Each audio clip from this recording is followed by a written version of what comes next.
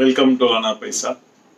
இன்னைக்கு நம்ம பார்க்க போகிறது ஹோம் லோன் எப்படி வாங்க போகிறோம் அதை பற்றி தான் இன்னைக்கு பார்க்க போகிறோம்.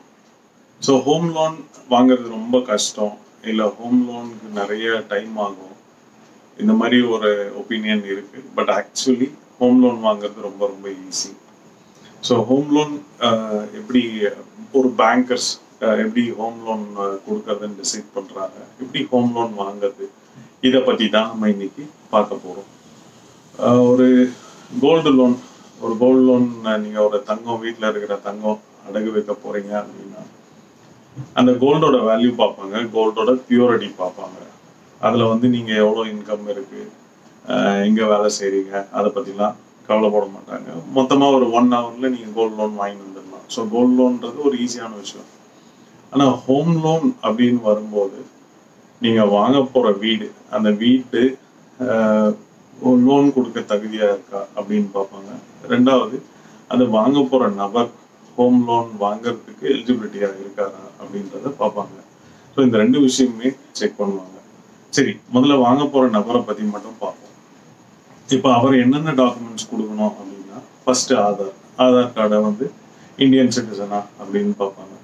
அதுக்கப்புறம் பேன் கார்டு எதுக்காக அப்படின்னா, எனக்கு இவ்வளோ வருமானம் வருது, ஐடி ரிட்டர்ன்ஸ் இருக்கு அப்படின்னு நீங்கள் சொல்லும்போது அதெல்லாம் உண்மையா அப்படின்ற ஐடி டிபார்ட்மெண்ட்ல செக் பண்ணுறதுக்காகவும், ப்ளஸ் இந்த கவர்மெண்ட் ஸ்கீம்ஸ்க்கு எலிஜிபிலிட்டியாக இருக்கீங்களா அப்படின்னு பார்க்கறதுக்கு. உதாரணத்துக்கு பிஎம்ஏஒய் ஸ்கீம் இருக்கு, கவர்மெண்ட் ஸ்கீம், அது ஒரு 2.67 lakhs உங்களுக்கு சப்சிடி கொடுப்பாங்க. ஸோ இதுக்காகலாம் தான் அந்த பேன் கார்டு ஜெராக்ஸ் வாங்குறது. Then last 3 months pay slip வாங்குவாங்க. நீங்கள் எந்த கம்பெனியில் வேலை செய்கிறீங்களோ அந்த கம்பெனியோட பே ஸ்லிப்பு, அது கரெக்டாக கிரெடிட் ஆகிருக்கான்னு செக் பண்ணுறதுக்கு ஒரு 3 to 6 months பேங்க் ஸ்டேட்மெண்ட் கேட்பாங்க. So Aadhaar card, PAN card, 3 மாதம் பே ஸ்லிப், அதுக்கப்புறம் 3 மாதம் பேங்க் ஸ்டேட்மெண்ட், தென் எந்த வீட்டில் இருக்கீங்களோ அதனுடைய address proof, gas bill or landline number, landline bill. So இதெல்லாம் உங்கள் பேரில் இருக்கா, அந்த வீட்டில் தான் நீங்கள் இருக்கீங்களா அப்படின்னு செக் பண்ணுறதுக்காக அந்த ரெசிடென்ஸ் ப்ரூஃப் கேட்பாங்க. அடுத்து கம்பெனி ஐடி கார்டு, நீங்கள் எந்த கம்பெனி வேலை செய்கிறீங்களோ அந்த கம்பெனியோட ஐடி கார்டு கேட்பாங்க. இதெல்லாம் சேலரி.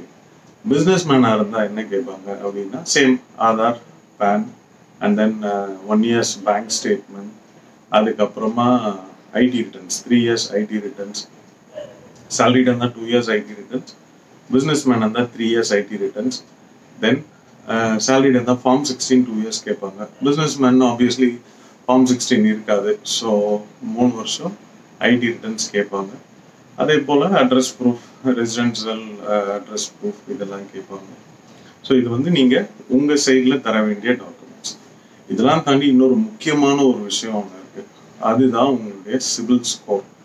நீங்கள் இதுக்கு முன்னாடி என்னென்ன கடன் வாங்கியிருக்கீங்க, எப்படி திருப்பி கட்டியிருக்கீங்க, ஒழுங்காக கட்டியிருக்கீங்களா, செக் பவுன்ஸ் எவ்வளோ இருக்குது, இது எல்லாத்தையும் செக் பண்ணுறதுக்கு தான் சிபில் ஸ்கோர் அப்படின்ற ஒரு விஷயத்த செக் பண்ணுவாங்க.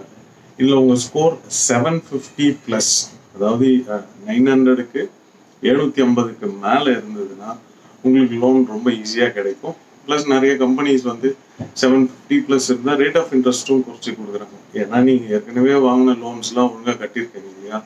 ஸோ அதன் பேரில் சரி நம்பிக்கையானவர் அப்படின்றதுக்காக ரேட் ஆஃப் இன்ட்ரெஸ்ட்டும் ஒரு சில பேங்க்ஸ் குறைச்சி கொடுக்குறாங்க. So these are the documents from your side. இது கடன் வாங்குறவரை அசஸ் பண்ணுறதுக்காக இவ்வளோ டாக்குமெண்ட்ஸ். இப்போ அந்த ப்ராப்பர்ட்டி நீங்கள் வாங்குறீங்க இல்லையா, இப்போ அந்த ப்ராப்பர்ட்டி அசஸ் பண்ணணும். நான் சொன்ன மாதிரி வாங்குறவரும் கடன் கொடுக்கறதுக்கு தகுதியாக இருக்கணும், அந்த வீடும் எலிஜிபிளாக இருக்கணும். ஸோ இது 2த்தையுமே செக் பண்ணுவாங்க.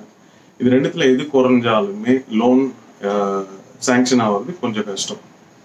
ஸோ இப்போ அந்த வீட்டுக்கு என்னென்ன வேணும் அப்படின்னு பார்த்தீங்கன்னா, நீங்கள் யார்கிட்ட இருந்து வீடு வாங்குறீங்களோ அவர் பேரில் இருக்கிற டாக்குமெண்ட் நம்பர் 1. நம்பர் 2, அவர் யார்கிட்ட இருந்து வாங்கியிருக்காரோ அதான் பேரண்ட் டாக்குமெண்ட்னு சொல்லுவாங்க. அந்த பேரண்ட் டாக்குமெண்ட்டோட ஜெராக்ஸ் காப்பீஸ் வேணும். அதுக்கப்புறம் ஒரு 30 yearsக்கு ஈசி கேட்பாங்க. ஈசினா என்கம்பரன்ஸ் சர்டிஃபிகேட், அதாவது அது மொத்த டிரான்சாக்ஷனும் அந்த ரெஜிஸ்டர் ஆஃபீஸில் நடந்த டிரான்சாக்ஷன் மொத்தத்தையும் அதுக்கு அழகாக காமிக்கும். யார் வாங்கினாங்க, யார் விற்றாங்க, இப்போ யார் ஓனர், எல்லாமே காமிக்கும். அதுதான் ஈசி காப்பி. தென் பிளான் காப்பி. அந்த பில்டிங்கோட பிளான் இல்லை ஃப்ளாட்டோட பிளான், அப்ரூவ்ட் பிளான் காப்பி, அப்புறம் சிஎம்டி அப்ரூவல். இதெல்லாம் நீங்கள் ஒரு பில்டர் கிட்டேருந்து வாங்கினீங்கன்னா அவரே ஒரு செட்டாக எல்லாத்தையுமே உங்களுக்கு கொடுப்பாரு. ஒரு தனி நபர் கிட்டேருந்து வாங்குறீங்க அப்படின்னா அவர்கிட்ட நீங்கள் கேட்டு வாங்கணும். இது பில்டிங்கோட மொத்த டாக்குமெண்ட்ஸ். ஓகே, இது எல்லாத்தையும் வாங்கிட்டு அதுக்கப்புறமா தான் நீங்கள் வந்து அப்ளிகேஷனே வந்து பேங்க்ல கொடுக்கணும். ஃபர்ஸ்ட் எந்த பேங்க்ல வாங்க போறோம்னு டிசைட் பண்ணுங்க. நீங்கள் சேலரி வாங்குற பேங்க்லேயே வாங்கலாம். ஆர் பொதுவாக செக் பண்ணீங்கன்னா எந்த பேங்க் நல்ல பேங்க்கு, எவ்வளோ இன்ட்ரெஸ்ட் எல்லாமே உங்களுக்கு தெரிஞ்சிடும். ஸோ இது எல்லா ரிசர்ச் பண்ணிட்டு அதுக்கப்புறம் நீங்கள் வீடு வாங்க போனீங்கன்னா தான் சிறந்தது.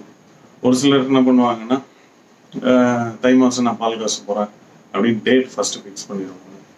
அதுக்கப்புறம் பேங்க்குக்கு போவாங்க. அங்கே ஆஃபீஸர் சொல்லுவார், போயிட்டு இந்த டாக்குமெண்ட் எடுத்துட்டு வா, அதை எடுத்துட்டு வா, இதை எடுத்துட்டு வான்னு. அப்போதான் உங்களுக்கே தெரியும் இதில் என்னுடைய பேர் கரெக்டாக இல்லை, நான் இந்த டாக்குமெண்ட்ல பேரை மாற்றணும். அப்படி போய் நீங்களும் பேங்க்குக்கும் வீட்டுக்கும் போய் வந்துட்டு இருப்பீங்க. ஸோ இதனால தான் டிலே ஆகுமே தவிர அந்த ஓவரால் உங்களுக்கு நீங்கள் மொத்த டாக்குமெண்ட்டும் ஃபர்ஸ்டே எல்லாமே கரெக்டாக கொடுத்தீங்கன்னா அந்த என்டையர் ப்ராசஸ்ஸே 15 டேஸ்க்குள்ளே உங்களுக்கு வந்து லோன் சாங்ஷன் ஆகிடும். உங்கள் side documents, property side documents இது எல்லாத்தையும் ரெடி பண்ணிட்டு தென் லீகல் அண்ட் வேல்யூவேஷன் பண்ணணும். லீகல் அண்ட் வேல்யூவேஷன் என்னன்னா, நீங்கள் அந்த சொத்து பத்திரம் மொத்தம் கொடுக்குறீங்க இல்லையா, அதை வந்து பேங்கோட லாயர் கிட்ட கொடுக்கணும். சில பேங்க்ஸ் வந்து நீங்களே பண்ணி கொடுங்கன்னு சொல்லுவாங்க. சில பேங்க்ஸ் வந்து நாங்கள் தான் பண்ணுவோம் அப்படின்னு சொல்லிட்டு அவங்களே பண்ணுவாங்க. ஸோ அவங்க ஒரு 2 to 3 days எடுத்துக்குவாங்க அந்த டாக்குமெண்ட்ஸ்லாம் படித்து அவங்க ஒப்பீனியன் கொடுக்கறதுக்கு. ஸோ அந்த legal report and then valuer வந்து ஒரு எம்இ சிவில் ஆர் எம்இலே சிவில்லே நிறைய கோர்சஸ் இருக்கு. ஸோ எம்இ முடித்தவர் ப்ளஸ் கவர்மெண்ட் லைசன்ஸ்டு வேல்யூவராக இருப்பார். அவர் இந்த வீட்டோட டாக்குமெண்ட்ஸ்லாம் பார்த்துட்டு இதில் இருக்கிற மெஷர்மெண்ட்ஸும் அந்த வீட்டில் ஆக்சுவலாக அந்த மெஷர்மெண்ட்ஸ் இருக்கா அப்படின்றதையும் வந்து அவங்க செக் பண்ணி வெரிஃபை பண்ணி ஃபோட்டோலாம் எடுத்து அவங்க ஒரு ரிப்போர்ட் கொடுப்பாங்க. இந்த வீடு வந்து ஒரு 50 லட்ச ரூபா ஒர்த்து, அதுக்கு வந்து நீங்கள் ஒரு 45 மில்லியன் கடன் கொடுக்கலாம், மார்க்கெட் வேல்யூ எவ்வளோ, ஸ்ட்ரெஸ்டு வேல்யூ எவ்வளோ, அந்த வீடு வந்து நாளைக்கு ரீசேல் பண்ணால் எவ்வளோ போகும், இந்த மாதிரி நிறைய விஷயங்கள் அவர் அந்த வேல்யூவேஷன் ரிப்போர்ட்டில் வந்து அவர் கொடுத்துருப்பாரு.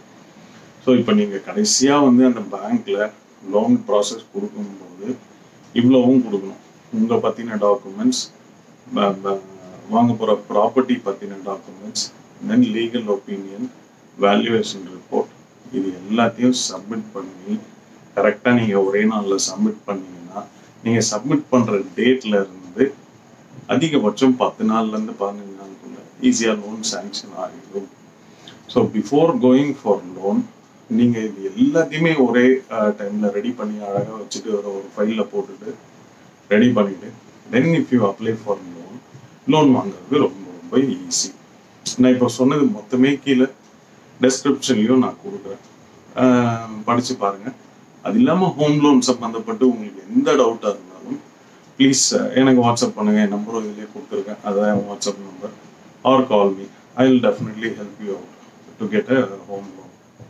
ஸோ இன்னைக்கு ஹோம் லோன் எப்படி வாங்குறதுன்றத ஸ்டெப் பை ஸ்டெப்பாக நம்ம பார்த்தோம். இது இல்லாமல் எந்த டவுட் இருந்தாலும் கீழே கமெண்ட்ல கேளுங்க, டெஃபினெட்லி நான் ரிப்ளை பண்ணுறேன். Also please call me or WhatsApp me. Stay in touch.